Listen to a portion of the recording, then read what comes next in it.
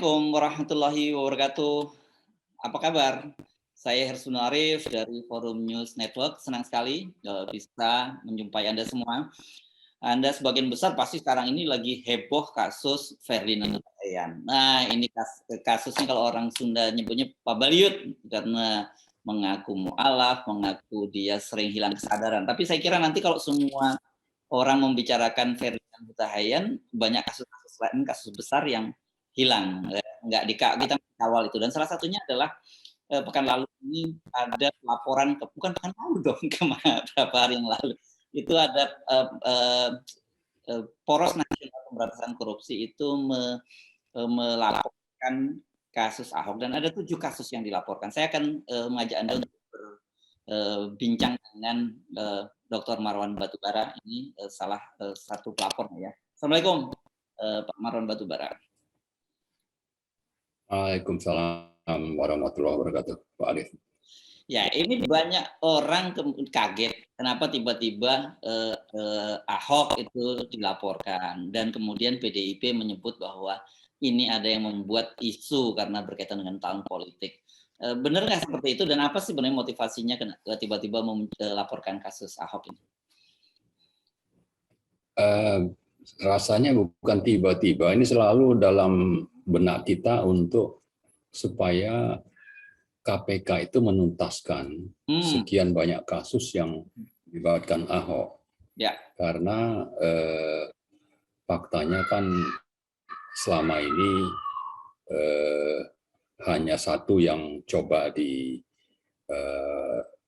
dituntaskan, tapi penuntasan itu faktanya dipelintir, yang akhirnya dengan pelintiran itu Ahok jadi bebas, dan yang lain-lain itu dianggap tidak perlu. Padahal kasusnya banyak. Saya kira bukan cuma 7 kasus yang kita laporkan itu, banyak juga teman-teman LSM lain yang melaporkan. Nah, karena pelintiran tadi, kita terus mengingatkan secara sporadis sekali-sekali dari IRES atau dari teman-teman lain itu mengingatkan bahwa Ahok ini sebetulnya diduga terlibat dalam banyak kasus korupsi dan itu ukurannya besar ya, bukan sekedar order ratus atau miliar gitu, bisa ratus miliar ya, bisa puluh miliar atau ratus miliar. Karena itu kita kembali mendatangi KPK bahwa Anda atau KPK dulu itu sebetulnya memelintir dengan pernyataan bahwa Ahok tidak punya niat jahat. Itu kesimpulan yang diambil oleh pimpinan KPK, padahal fakta sudah lebih dari, alat bukti sudah lebih dari cukup. Itu kasus apa ya? Ya, jadi diingatkan kembali karena itu, Bang Marwan, kasus apa itu supaya publik ingat lagi? Kasus Rumah Sakit Sumber Waras. Ya. Itu kalau bicara alat bukti mungkin ada 4 atau 5 alat bukti. Padahal untuk bisa masuk ke pengadilan dengan 2 alat bukti saja itu bisa diproses, pengadilan bisa berlangsung. Nah, untuk yang ini alat bukti itu bisa sampai 4 atau 5 alat bukti yang dengan begitu sudah sepantasnya KPK dan juga pengadilan yang di bawah terkait dengan KPK itu melanjutkan kasus Ahok ini. Cuma dengan pernyataan absurd yang saya sebut tadi, bagaimana mengukur Ahok itu tidak punya niat jahat tanpa ada proses pengadilan, ini bisa dibuktikan di pengadilan. Lalu yang juga penting adalah apa bisa orang yang korupsi alat buktinya sudah lebih dari cukup itu di tengah jalan mengatakan saya tidak punya niat jahat, lalu dengan begitu nanti dia bisa lolos, tidak diproses. Ya kan? Banyak yang sekarang ini seperti yang di Bekasi ya. Ya, Pak. Ya, oke. Apa saja sih sebenarnya ini kan kasusnya udah agak lama. Penting diingatkan lagi lah publik. Yang Anda maksud dengan 4 sampai 5 alat bukti itu apa saja? Saya ingat salah satunya itu pengakuan dari Ibu Kartini Mulyadi itu. Betul nggak ya kasusnya ya? Yang itu ya? Ya, jadi Bu Kartini itu kan disebut-sebut menerima uang 755 miliar. Ternyata yang diterima cuma 355 miliar. Berarti sisanya 400 miliar itu digelapkan. Misalnya itu. Kemudian ada perubahan nomenklatur ya tanpa persetujuan DPRD. Kemudian ada manipulasi dokumen pendukung pembelian lahan. Lalu ada modus backdated. Tanggalnya dimundurin itu waktu itu kalau tidak salah pembayarannya kan di akhir tahun ya. Ya. Ya, di Desember. Kemudian ada juga pelanggaran terkait dengan pasal 13 Undang-Undang Nomor 2 2012 dan pasal 2 Perpres 71 2012. Juga mengabaikan rekomendasi BPK untuk membatalkan pembelian lahan. Artinya bahwa awalnya KPK itu minta BPK melakukan audit. Ya. Setelah audit diterima, KPK malah mengabaikan. Jadi kelihatan sekali KPK ini ya memang kita anggap melindungi Ahok gitu. Padahal alat bukti tadi sudah kita sebutkan lebih dari cukup. Ya, ini kalau dalam permainan sepak bola tinggal di depan gawang ditendang saja itu udah langsung gol tuh ya Bang Marwan ya harusnya ya. Betul. Oke. Betul Pak Arief. Jadi nanti dicari-carilah alasan itu kan saya kira untuk tidak ditembak ke dalam gitu ya ke golnya, gawangnya. Oke. Itu kasus rumah sakit Sumber Waras ya. Itu angkanya juga sudah ratusan miliar gitu. Terus apa lagi yang kasus yang lain apa saja? Ada kasus lahan Taman BMW.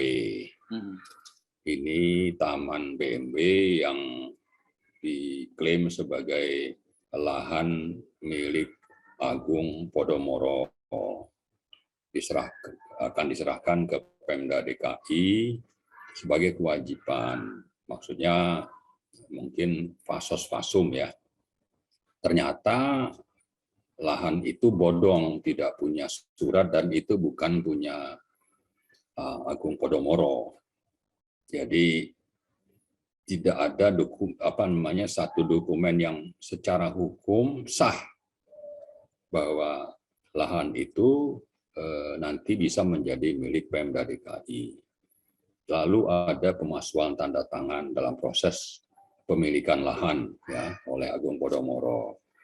Terus Pemda DKI juga membuat sertifikat sebagian lahan tanah BUMN itu dengan melanggar hukum, berperan menjalankan tugas yang harusnya dilakukan oleh Agung Podomoro. Jadi Pemda justru yang berperan untuk kepentingan Agung Podomoro yang harusnya peran tersebut dijalankan oleh Agung Podomoro. Jadi bekerja untuk Agung Podomoro, intinya begitu ya. Belum lagi tadi yang saya sebut tentang lahan yang bodong, sertifikat bermasalah, seperti itu. Lalu ada kasus lahan di Cengkareng Barat. Ini negara berpotensi dirugikan sekitar 668 miliar. Kalau nggak salah ini beli jadi aset bukan sendiri ya, membeli aset milik Pemda. Ya, ini aset sendiri ya. Iya, aset sendiri dibeli gitu. Nah, lalu di sini memang sebetulnya KPK itu justru menetralisir kasus ini. Ya, dengan ada kewajiban bagi pelaku yang disebut menerima gratifikasi 10 miliar, itu uang itu dikembalikan lalu ini dianggap selesai. Padahal ini kan kasusnya merugikan 668 miliar. Kemudian ada dana CSR. Yang keempat, ini dana CSR. Ini dana CSR yang menurut aturan yang ada, menurut Undang-Undang Nomor 40 2007 tentang PT, lalu juga tentang TJSL ya, PP Nomor 47. Uang atau dana yang diterima dari perusahaan yang mengeluarkan CSR itu mestinya masuk ke dalam APBD sebagai penerimaan, lalu dibahas dengan DPR untuk dibelanjakan. Nah, ini tidak ada dilakukan seperti itu, dikelola sendiri oleh Ahok Center. Jadi seolah-olah ini Pemda DKI ini punya subholding ya. Subholding itu yang mimpin Ahok. Lalu tapi dikelola secara tertutup tanpa keterlibatan wakil rakyat. Ini sangat jelas pelanggarannya. Kemudian ada kasus reklamasi. Kalau ini saya kira sudah cukup banyak ya. Yang kasihan itu ya sial aja itu. Ada yang namanya anggota DPRD DKI Muhammad Sanusi itu dihukum sekian tahun. Sementara ada namanya Suni Tanuwijaya ya. Aguan itu bos dari Aguan, lalu Ahok ini bebas. Padahal yang kasus yang disidangkan itu, yang diproses itu kan sama sebetulnya. Bagaimana bisa? Apa ini ada perbedaan terhadap pribumi, mentang-mentang Cina gitu? Ya termasuk kan Ahok juga Cina, namanya itu kan juga dulu nama Cina itu menurut Yusril justru kan lahirnya juga di sana menurut Yusril ya, ada beritanya itu. Tapi oke lah itu nanti Sarah, tapi yang jelas faktanya bahwa ya. Itu yang saya mau ingatkan tadi. Oke. Ya. Fokus pada kasusnya, Bang. Faktanya kan pada kasusnya ini coba. Oke. Ya. Jadi kasusnya ini memang kalau bicara kerugian negara itu ada tentang NJOP ya, atau kontribusi tambahan NJOP ya, itu harusnya 15% itu diturunkan ke 5% oleh Ahok. Kemudian ada sekian pelanggaran, antara lain tentang memperkaya diri sendiri dan orang lain, itu Undang-Undang 20 2001, kemudian mendirikan bangunan atau mereklamasi, tapi di atas reklamasi itu kan ada juga bangunan yang sudah didirikan itu tanpa AMDAL, itu melanggar Undang-Undang 32 2009 tentang pengelolaan lingkungan hidup. Kemudian juga tanpa perda zonasi, ya, membangun mereklamasi tanpa perda zonasi itu melanggar Undang-Undang Nomor 1 2014. Kemudian menerbitkan izin reklamasi di luar kewenangan Pemprov DKI. Ini mestinya oleh pusat misalnya, itu bertentangan dengan PP Nomor 26 2008 tentang RT RW nasional. Kemudian ada izin reklamasi tanpa landasan hukum, karena Perpres Nomor 52 tahun 95 itu sudah dicabut melalui PP Nomor 54 2008. Kemudian mengabaikan peraturan kepentingan politik yang melanggar Undang-Undang 2 2012 tentang pengadaan tanah bagi pembangunan untuk kepentingan umum. Nah, tapi sebetulnya kalau bicara uang ya, sebetulnya ada hal lain yang nilainya itu mungkin kalau bicara jumlah itu sebetulnya dari penurunan NJOP tadi, nilai itu Pemda bisa dirugikan bukan sekedar ratus miliar gitu, bisa puluhan triliun. Nah, seperti itulah. Cuma memang ini tidak berlanjut pembangunan itu hanya sampai kalau tidak salah 3 atau 4 pulau karena gubernur berganti. Tapi yang jelas di awal itu sudah terlihat berbagai pelanggaran dan juga ada suap yang sudah dibayarkan oleh Agung Podomoro Land ya, APL, dan itu juga melibatkan aguan tadi yang sudah diterima oleh Ahok. Jadi ini kita harapkan bisa diusut oleh KPK. Uangnya itu kemana? Toh dulu sudah ada suapnya oleh Agung Podomoro Group. Kemudian yang keenam, ini masalah dana non-budgeter. Kita ingat Ahok itu kan tepuk dada keberhasilannya membangun lintas susun Semanggi. Ya. Nah, tapi sebetulnya itu dilakukan tanpa melibatkan DPRD dan dana yang digunakan itu tidak tercatat dalam penerimaan maupun belanja APBD DKI. Sama juga tadi seperti CSR. Tapi seandainya dalam misalnya ada satu perusahaan melanggar batas pembangunan gedung, lalu kena sanksi, sanksinya ini berapa? Ini tidak jelas. Lalu dari sanksi itulah nanti misalnya Ahok membangun lintas susun itu. Nah, digunakan berapa? Ini semuanya tertutup. Dan ini adalah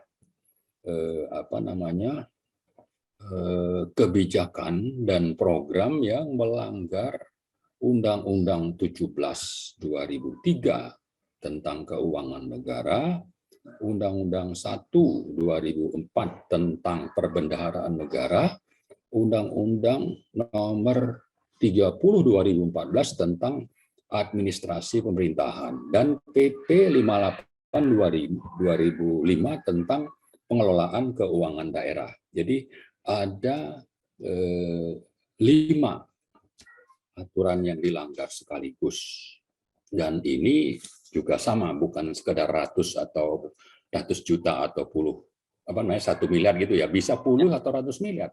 Oke, itu keterlibatan. Lalu yang terakhir kita juga melaporkan tentang ini ya, tentang penggusuran oleh Ahok, dan waktu itu memang cukup gencar dan itu didukung oleh aparat TNI dan Polri.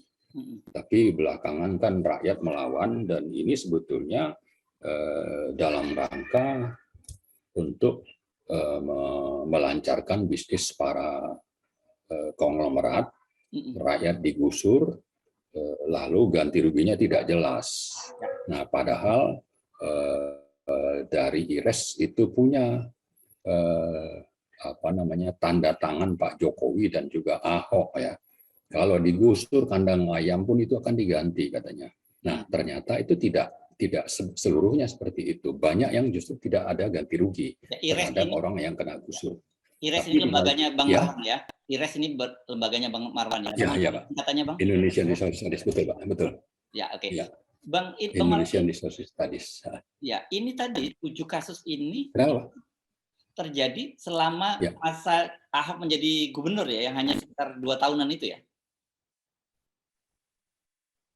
Ya, ada yang memang terjadi bersamaan waktu Ahok masih jadi Wagub ya. Artinya Jokowi bisa juga terlibat, misalnya soal tanah BMW. Ya, dan kita mendapat informasi tentang adanya upaya untuk memisahkan keterlibatan Jokowi, karena di sisi lain Ahok itu mengancam kalau sampai saya diproses ya, saya akan tarik siapa yang memang terlibat, begitulah. Infonya seperti begitu, Pak. Ya. Nah, ini kalau nggak salah kasus-kasus ini Anda sudah bukukan ya. Ini cukup serius ya, Anda menyiapkannya ya. Bukunya itu Anda terbitkan atau hanya untuk kalangan internal saja nih, Bang Marwan? Iya, ini bukunya, Pak. Oh. Jadi ini Ini jadi terpaksa dicetak ulang karena sudah habis. Tapi dulu cukup banyak kita cetak ya. Dan PDF-nya juga sudah beredar. Sudah beredar cukup luas lah. Ya. Jadi artinya Anda bisa pertanggungjawabkan ya data-data ini ya? Oh iya Pak. Dan kalau memang ini bermasalah karena terbitnya toh sejak 2017. Ini tertulis, beredar terbuka, PDF juga menyebar kemana-mana. Kalau ada fitnah di sana ya silakan aja tuntut gugat begitu. Kita siap. Apakah pendukung? Tapi yang ada saya cuma dibully aja, diancam-ancam oleh pendukung Ahok. Ya saya bilang silakan Anda kalau memang menganggap Ahok itu bersih, gugat aja saya siap, saya layani. Tapi tidak ada sampai saat ini gitu.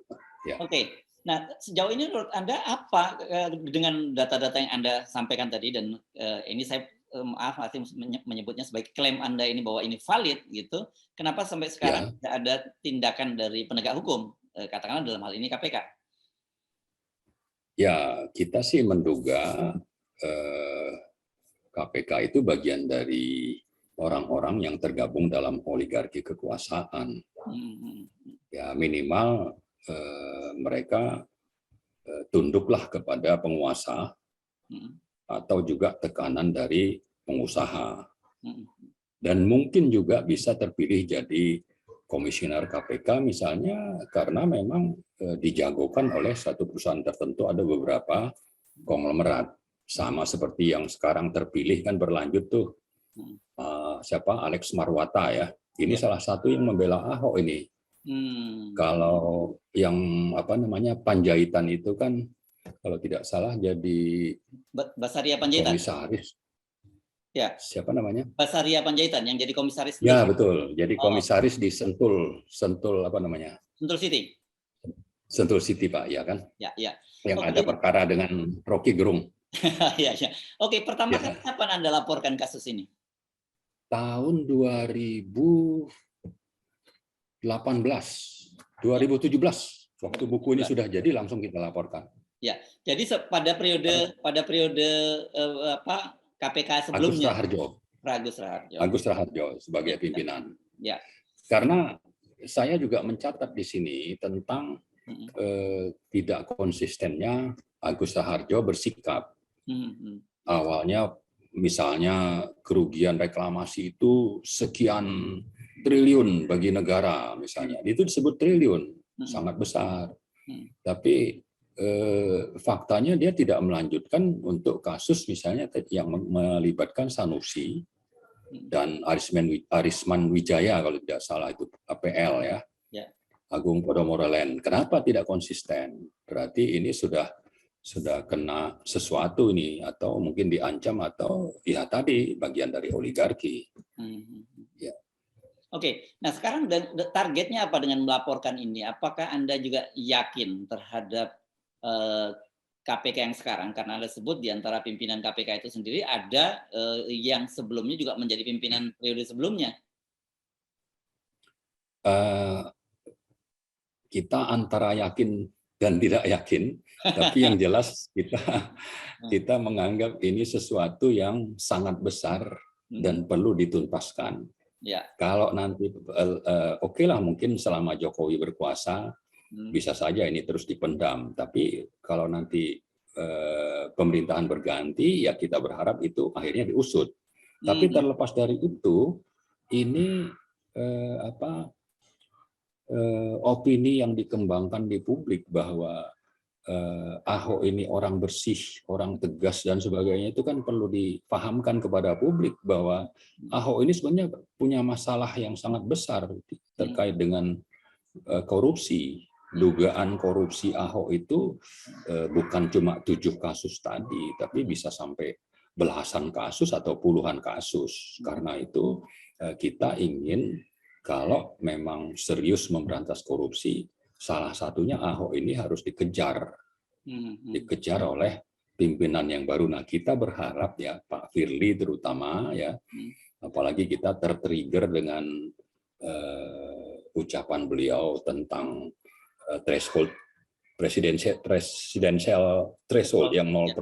Itu kan dari beliau nih, ini ini boleh juga nih gitu ya. Ya. Siapa tahu ya dia juga berani nih melawan kemapanan dari oligarki untuk mengusut kasus Ahok ini, Pak. Ya, nah kemarin kalau tidak salah kan ini tergabung dalam PNBK ya, Poros Nasional Pemberantasan Korupsi ya, Bang Marwan ya, ketika melaporkan, dan itu banyak tokoh-tokoh lain yang juga dilaporkan karena katanya semangatnya ini nanti kalau mereka karena mereka yang dilaporkan ini adalah nama-nama yang kemungkinan besar akan maju pada Pilpres 2024 kan gitu ya, kalau nggak salah Bang Marwan. Nah, apakah Anda lihat Ahok ini adalah salah satu figur yang kemungkinan besar juga akan maju dalam Pilpres 2024? Ya, kita melihat indikasi tentang niat Ahok ini misalnya setahun yang lalu ya. Atau beberapa bulan yang lalu kan ada berita, ada kampanye, apalagi sebagai komisaris sebetulnya dia justru lebih banyak pencitraan masalah internal di Pertamina misalnya itu dibuka ke publik. Ini kan dalam rangka pencitraan. Nah, kalau seperti itu ya, dan juga sempat ada pertanyaan dari media yang kesan kita dia itu juga akan salah satu yang akan maju. Nah, sebelum maju ya oke, silakan Anda maju, tapi publik harus tahu Anda ini siapa sebetulnya. Ya, sama juga misalnya kita melaporkan juga kemarin itu kasus korupsi dana PCR. Ya kan, salah satu yang disebut itu adalah Erick Thohir. Erick Thohir ini kan juga berencana untuk maju kampanye di mana-mana ya, termasuk pasang stiker di ATM misalnya. Ini kayak ATM itu punya BUMN kayak punya sendiri aja gitu. Nah, ini kan perlu kita kasih tahu ke publik, ini Erick sebetulnya perlu dikuliti lah. Ya, ditelanjangi. Ditelanjangi. Ya. Tapi kalau dengan misalnya kita bicara PCR, lalu Erick menyebut-nyebut tentang keputusan soal PCR itu diambil dalam rapat kabinet, melibatkan Presiden Jokowi juga misalnya, ya itu juga supaya publik tahu, dibuka saja, dan itu juga kita dorong berkali-kali supaya lakukan audit. Ya siapa tahu Pak Jokowi memang tidak terlibat, ya kan? Tapi kalau tidak dilakukan audit, orang kan terus menduga-duga ini Erick ini apa sebetulnya, apakah mau berlindung di balik Jokowi atau dua-duanya memang terlibat korupsi. Ericknya terlibat, Jokowinya juga terlibat. Nah, kita tidak mau seperti itu, ya terbuka saja kan. Oke, balik lagi ke Ahok ini kan. Ahok ini kan namanya juga disebut-sebut sebagai calon kepala otorita ibu kota negara. Kan gitu ya. Ada beberapa nama dan nama Ahok itu disebut-sebut juga. Saya kira ini penting karena di situ juga nanti akan ada proyek ratusan, bahkan diperkirakan lebih dari 1.000 triliun untuk proyek di sana. Ya. Itu memang sangat besar Pak ya. Jadi angka resminya kan disebut sekitar 450-an triliun. Itu infrastruktur dasar kan itu ya. Itu baru infrastruktur dasar ya. Ya, lalu disebutkan pula bahwa APBN cuma pakai sekian, minim lah intinya, mungkin cuma 1/5 apa 1/6. Sisanya itu nanti dari swasta. Nah, ini sebetulnya juga sudah masalah ya.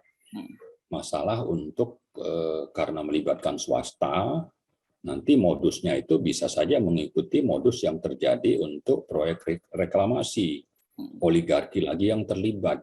Dan Ahok itu sudah banyak kasus ya, untuk kasus di reklamasi itu kan kita bisa paham bagaimana modus yang dijalankan antara pemerintah dengan pengusaha itu. Nah, dengan Ahok nanti di IKN ya, itu IKN baru bisa saja ini mengulang lagi kasus, dan saya kira bisa saja juga. Kenapa Ahok? Karena memang Ahok sudah punya pengalaman. Tapi pengalaman untuk siapa dan keuntungan siapa, kan ini yang jadi masalah. Kalau keuntungan untuk konglomerat dan oligarki, ya ini harus kita tolak. Nah, karena itulah sebelum nanti menuju Ahok, buat dulu jelas nih kasus dugaan korupsi besar oleh Ahok ini. Adililah Ahok segera. Ya, tapi saya yakin kalau pengadilannya benar sih, Ahok itu jelas akan masuk penjara. Ya. Oke. Jadi ini jadi merupakan semacam tekanan dari publik, tekanan civil society gitu terhadap negara melalui KPK untuk mengusut kasus-kasus Ahok ini lagi ya. Oke. Ya, Pak. Jadi di luar Ahok kan memang banyak sekali yang tokoh-tokoh yang dilaporkan, dan saya kira ini kita penting juga publik untuk mendorong ada transparansi gitu ya ketika memilih seorang calon, nanti jangan sampai calon presiden itu tersandra oleh masa lalu atau tersandra oleh kekuatan-kekuatan yang ada gitu ya, yang kita sering sebut sebagai oligarki. Oke. Betul, Pak. Ya. Baik, terima kasih Bang. Salah satu mungkin yang kita sebut juga ya, itu tadi terlupa ya, jadi bukan cuma Ahok, tapi ada nama Erik, ada nama Luhut, juga ada nama Ganjar. Ganjar juga kita sebut-sebut tentang keterlibatan dalam suap menyuap proyek iktp yang nilainya sekitar 500.000 US dollar. Dikasih 150 nggak mau, dia nolak dikira benar-benar nolak, ternyata nolak karena cuma 150, mintanya 500.000 US dollar. Ini pengakuan Nazarudin ya, kalau nggak salah di pengadilan. Ya. Betul Pak. Okay. Nah tapi kan kalau nanti dianggap ini sebagai fitnah, ya kan Ganjar bisa menggugat. Tapi yang lebih penting adalah pengadilan itu harus mengadili semua yang ada yang terlibat dalam proyek itu, bukan cuma berhenti di set off misalnya di ketua DPR. Ya. Mungkin begitu Pak, tambahan sedikit. Ya. Oke, baik. Terima kasih Bang Marwan Dr. Marwan Batubara dari IRES, dan sekarang bergabung dengan teman-teman dari Poros Nasional Pemberantasan Korupsi. Assalamualaikum warahmatullahi wabarakatuh. Waalaikumsalam warahmatullahi wabarakatuh.